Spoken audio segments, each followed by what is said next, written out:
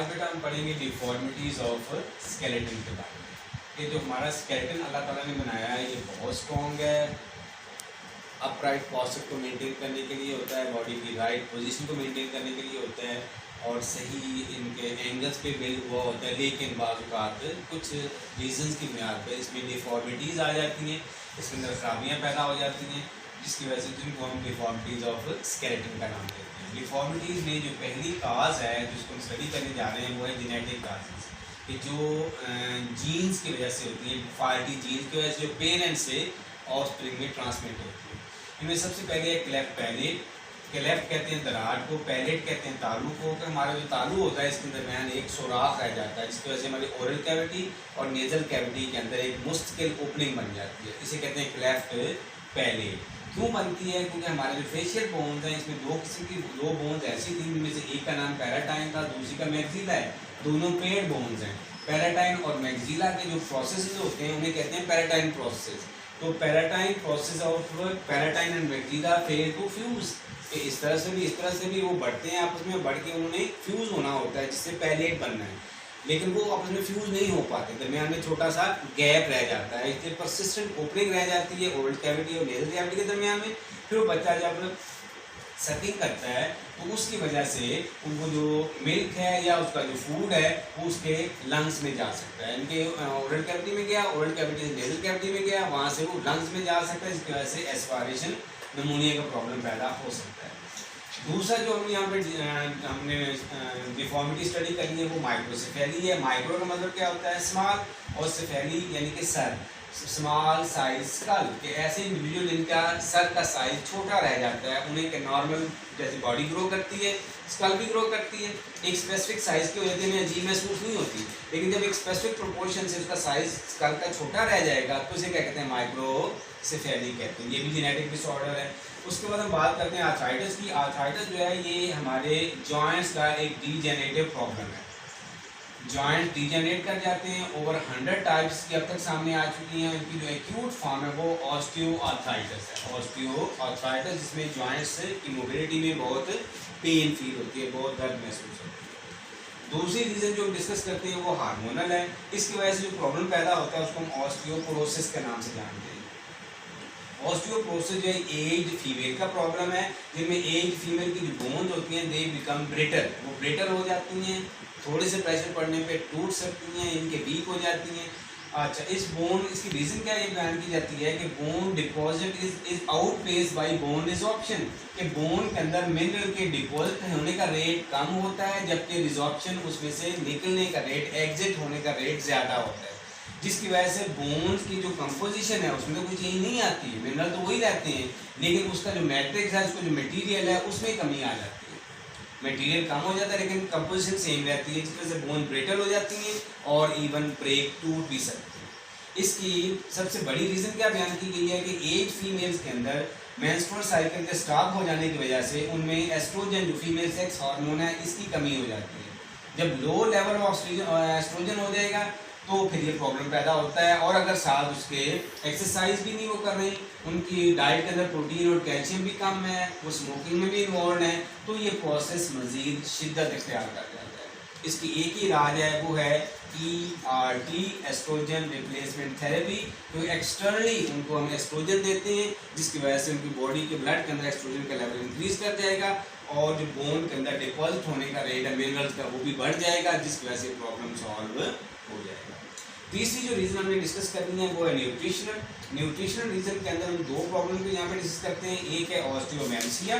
ऑस्टियोमेल्सिया का मतलब है सॉफ्ट बोन, क्योंकि बोन जो होती है सॉफ्ट हो जाती है। ये बेसिकली क्यों होती हैं कि ऐसे अफराद जिनको इनएडिक्वेट सप्लाई ऑफ कैल्शियम है, कैल्शियम की सप्लाई का रेट उनका कम है, जिसकी वजह से कैल्शियम उनकी बोन के अंदर डिपॉजिट नहीं होती और डिपॉजिट ना होने की वजह से उनकी बोन्स सॉफ्ट रह जाती हैं, नरम रह जाती हैं, जिस वजह से जब उनके ऊपर वेट पड़ता है, जब वजन पड़ता है तो उनमें सीरियस किस्म की पेन होती है और साथ उनकी डिफॉर्मेशन हो जाती है, उनकी शक्ल बिगड़ जाती है, बदल जाती है। यही प्रॉब्लम अगर बच्चों में होना होता है तो उसे हम रिकेट्स का नाम से जानते हैं कि ऐसे बच्चे जिनके अंदर कैल्शियम की कमी होती है, विटामिन डी की कमी होती है, तो उनकी जो लेग्स होती हैं ख़ासतौर पे या जो पेल्विक रीजन वाली होती हैं, रीजन की बोन्स हैं, ये सॉफ्ट होने की वजह से प्रेशर पड़ता है तो उनकी शेप चेंज हो जाती है। ऐसे बच्चों को हम बोर्ड लेग्स वाले बच्चे कहते हैं, उनकी टांगें दरमियान से बाहर को निकली हुई होती हैं, अंदर को गई हुई। अच्छा, इस सिलसिले में कहते हैं ये बोर्ड लेग्स वाले जो बच्चे होते हैं, अगर इनको हम ऐसा मिल्क दें जो कैल्शियम और विटामिन डी फोर्टिफाइड हो, इसके अंदर कैल्शियम हो, विटामिन डी हो, साथ उनको दूध में बिठाएं, तो इस प्रॉब्लम को सॉल्व किया जा सकता है। उसके बाद जो अगला प्रॉब्लम डिस्कस करते हैं वो है हर्निएशन। हर्निएशन या इसको कहते हैं डिस्क स्लिप। नेचर ने, अल्लाह ताला ने हमारे वर्टिब्रल कॉलम के हर दो वर्टिब्री के दरमियान में एक डिस्क रखी हुई है। ये दो वर्टिब्री के दरमियान का एक डिस्क है, एक कुशन की तरह का स्ट्रक्चर है। ये जो कुशन है, जो डिस्क है, ये शॉक एब्जॉर्बर होता है। जब हम दौड़ते हैं, जब हम छलांगे लगाते हैं, जब भी अब्रप्ट एक्टिविटीज़ करते हैं, तो वो जो कुशन है, वो जो डिस्क है, वो शॉक को एब्जॉर्ब करता है। उसकी रीज़न क्या है कि उसके ऊपर एक कवरिंग होती है, इलास्टिक कवरिंग, जिसको कहते हैं एमलस फाइब्रोसिस। एमलस फाइब्रोसिस, ये वाइट फाइबर्स होते हैं, उनसे ये बनी हुई होती है, और उसके अंदर जो फिलिंग है उसका नाम है न्यूक्लियस पल्पोसिस। के अंदर जो मटेरियल भरा हुआ है उसे न्यूक्लियस पल्पोसिस कहते हैं, जो कवरिंग है उसको एमलस फाइब्रोसिस कहते हैं। न्यूक्लियस पल्पोसिस जो है ये इलास्टिक होता है, बिल्कुल रबड़ के बाल की तरह की होती है। इसका मतलब जब एक रबड़ के बाल की तरह उसमें प्रेशर पड़ता है तो उसकी शक्ल चेंज हो जाती है, प्रेशर ख़त्म हो जाएगा, दोबारा असल रिस्टोर हो जाएगी उसकी असल जो शेप होती है। तो हमारी डिस्क भी ऐसे ही काम करती है, जब इसमें प्रेशर पड़ता है तो ये अपनी शक्ल उनकी चेंज हो जाती है प्रेशर की वजह से, और जैसे प्रेशर रिलीज होता है वो असल शेप में वापस आ जाती हैं, और हमारे जॉइंट्स पे कोई ख़ास प्रेशर नहीं पड़ता, जिसकी वजह से हमारे वर्टिब्रल कॉलम के जॉइंट इंटैक्ट रहते हैं। लेकिन बाद का खुदा ना खासा किसी एक्सीडेंट की वजह से, या जो उसकी बड़ी रीज़न बनती हुई है कि हम खड़े खड़े एक हैवी ऑब्जेक्ट को उठाने की कोशिश करते हैं। जब हैवी ऑब्जेक्ट को हम खड़े खड़े उठाएंगे तो उसका वजन सारा पड़ेगा वर्टिब्रल कॉलम पे, लेकिन अगर हम बैठ के उसके लेवल पे चले जाएंगे और फिर उसको उठाएंगे तो उसका वजन हमारी टांगों पे या बाजुओं में पड़ेगा, और ये वजन बर्दाश्त कर लेती हैं। लेकिन अगर खड़े खड़े उठाएंगे तो सारा वजन किस पे पड़ेगा, हमारे बैक में वर्टिब्रल कॉलम पे पड़ेगा। वर्टिब्रल कॉलम के उस प्रेशर की वजह से जो एमलस फाइब्रोसिस है ये फट जाता है। जब एमलस फाइब्रोसिस फटता है तो उसके अंदर से न्यूक्लियस पल्पोसिस बाहर निकल आता है और नर्व एंडिंग्स को स्पाइनल कॉर्ड के साथ कांटेक्ट में आता है, जिसकी वजह से शदीद किस्म की पेन होती है। इसे कहते हैं डिस्क स्लिप या हर्निएशन। एक्सीडेंट की वजह से होती है या हमारी इन इल हैबिट्स की वजह से होती है। इसकी जब हम ट्रीटमेंट की बात करते हैं तो बेड रेस्ट है। बेड ऐसा होगा जो मैट्रेस के बगैर होगा, उसके ऊपर रेस्ट करना है, ट्रैक्शन, उसको खींच के सीधा करना है कमर को, ताकि तमाम वर्टिब्रे अपनी जगह पे हों, और फिर पेन किलर देनी है और साथ अल्लाह से दुआ करनी कि अल्लाह इसको आराम आ जाए। और अगर उसको आराम नहीं आता तो फिर सर्जरी करके उसकी डिस्क को रिमूव किया जाता है। इसे क्या कहते हैं बेटा, हर्निएशन या डिस्क स्लिप कहते हैं। अगला जो प्रॉब्लम हम डिस्कस करते हैं वो स्पॉन्डिलोसिस है।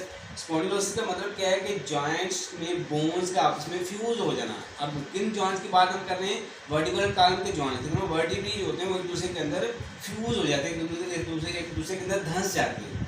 जब एक दूसरे के अंदर फ्यूज हो जाएंगे, धंस जाएंगे, तो इट विल कॉज इमोबिलिटी। जाहिर है फिर वर्टिब्रल कॉलम जो मोबिलिटी में हेल्प करता है वो नहीं हो पाएगी। इट विल कॉज इमोबिलिटी, हमारी बॉडी प्रॉपर्ली मूव नहीं कर सकेगी। अगला जो प्रॉब्लम डिस्कस करते हैं वो शियाटिका है। शियाटिका एक नर्व होती है जो कि हमारे लंबर रीजन से निकलती है, स्पाइनल कॉर्ड के लंबर रीजन से निकलती है, और निकलने के बाद ये हमारी लिम्स में जाती है, लोअर लिम्स में टोज तक चली जाती है। इसका मतलब है लोअर लिम्ब कह लो तकरीबन मुकम्मल तौर पर किसी कंट्रोल में है, इस शियाटिका नर्व के कंट्रोल में। अगर खुदा ना खाता कभी डिस्क स्लिप हो जाए, किस रीजन की, लंबर रीजन की, कि लंबर रीजन की जो 5 वर्टिब्री हैं उनमें से क्या कहते हैं, वो एमलस फाइब्रोसिस फट गया और अंदर से न्यूक्लियस पल्पोसिस बाहर निकल आया, तो शियाटिका नर्व के साथ कांटेक्ट में आ जाएगा। ठीक है, एक रीज़न ये बन सकती है। दूसरा, खुदा खाता आप ये कह सकते हो कि जब अमूमन बहुत सारे अफराद जब बटक में इंजेक्शन देते हैं तो वो इंजेक्शन अगर शियाटिका नर्व की रूट पे लग गया तो ज़ाहिर वो सुई होती है, उसकी वजह से रूट डैमेज हो जाती है।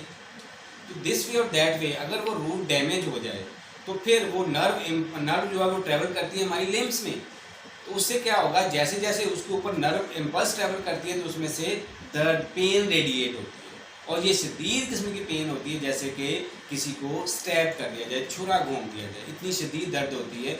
और फिर नर्व इम्पल्स तो मुसलसल ट्रैवल करती रहती है, स्टिमुलस आते रहते हैं, बॉडी पे एक्ट करते रहते हैं, नर्वस सिस्टम उसका रिएक्ट करता रहता है, और शियाटिका नर्व के ऊपर नर्व इम्पल्स मुसलसल चलती रहती है। इसकी मदद से मुसलसल में से जहाँ जहाँ नर्व इम्पल्स जाती है पेन रेडिएट होती रहती है। इसे क्या कहते हैं बेटा, शियाटिका कहते हैं। इसके बारे में हम ये कहते हैं कि इसकी जो ट्रीटमेंट है वो बहुत स्लो है। ट्रीटमेंट इज़ वेरी स्लो, बहुत स्लो है, नंबर 1, और नंबर 2 ऑलवेज इनकम्प्लीट है, ये मुकम्मल नहीं होता। जो आखिरी प्रॉब्लम डिस्कस करना है वो है आर्थराइटिस का। आर्थराइटिस है एक ऐसा प्रॉब्लम, जैसे पहले भी हमने कहा है कि डीजेनरेटिव प्रॉब्लम है, जॉइंट्स का डीजनरेशन हो जाती है। और इसकी बेसिक रीज़न क्या ज़्यादातर क्या होती है कि जो सेन्यूबल कैविटी के अंदर वो फ्लूइड होता है वो कम पड़ जाता है, या जो सबसे अंदर वाली मेम्ब्रेन है वो स्टिफ हो जाती है, हार्ड हो जाती है, जिसकी वजह से फ्रिक्शन बढ़ जाती है, और बोन जब एक दूसरे से मूव करती हैं फ्रिक्शन की वजह से, लिविंग होने की वजह से डैमेज हो जाती है। जब डैमेज हो जाएंगी तो बैक्टीरिया इन्वेजन कर लेंगे, यानी कि इन्फेक्शन हो जाएगी, और इन्फेक्शन होने के बाद फिर हम we have to take antibiotics, हमें एंटीबायोटिक्स भी लेना पड़ेंगी, साथ में इन्फ्लेमेशन हो जाती है। ये प्रॉब्लम फिर क्रोनिक होता चला जाता है, सीवियर से सीवियर होता चला जाता है। नॉर्मली जो हम स्टडी करते हैं वो ऑस्टियोआर्थराइटिस है, गॉटी आर्थराइटिस है, या रूमेटॉइड आर्थराइटिस है। ये तकरीबन पहले जैसे हमने देखा था 100 से ज़्यादा टाइप्स के आर्थराइटिस अब तक सामने आ चुके हैं। तो ये था बेटा हमारा आज का लेक्चर। ओके, अल्लाह हाफिज़।